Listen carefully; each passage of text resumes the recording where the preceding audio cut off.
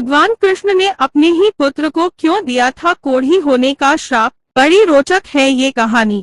भगवान कृष्ण से जुड़े ऐसे कई रहस्य हैं जिनके बारे में बहुत कम ही लोग जानते हैं।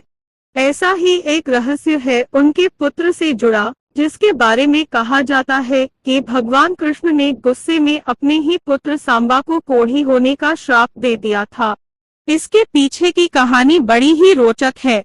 कहते हैं कि भगवान श्री कृष्ण के श्राप से मुक्ति पाने के लिए सांबा ने सूर्य मंदिर का निर्माण करवाया था, जो अब पाकिस्तान के मुल्तान शहर में स्थित है। इस सूर्य मंदिर को आदित्य मंदिर के नाम से भी जाना जाता है।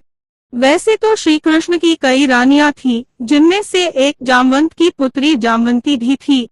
श्री कृष्ण और जामवंती के विवाह के पीछे भी एक कहानी है। पुराणों के अनुसार बहुमूल्य मणि हासिल करने के लिए भगवान श्री कृष्ण और जामवंत में 28 दिनों तक युद्ध चला था। युद्ध के दौरान जब जामवंत ने कृष्ण के असली रूप को पहचान लिया, तो उन्होंने मणि समेत अपनी पुत्री जामवंती का हाथ भी उन्हें सौंप दिया। कृष्ण और जामवंती के पुत्र का नाम ही सांबा था।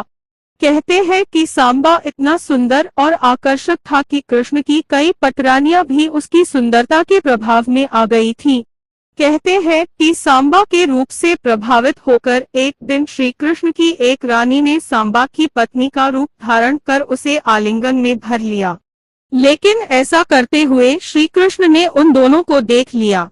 इसी बात से गुस्सा होकर श्री कृष्ण ने सांबा को कोढ़ी हो जाने का श्राप दे दिया। पुराणों के अनुसार महर्षि कटक ने सांबा को कोढ़ से मुक्ति का उपाय बताते हुए सूर्य देव की उपासना करने को कहा। उसके बाद सांबा ने चंद्रभागा नदी के किनारे मित्रवन में सूर्य देव का एक मंदिर बनवाया और 12 सालों तक सूर्य देव की कड़ी तपस्या की।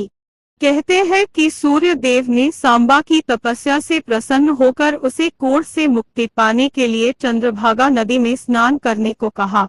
आज भी चंद्रभागा नदी को कोढ़ ठीक करने वाली नदी के रूप में जाना जाता है।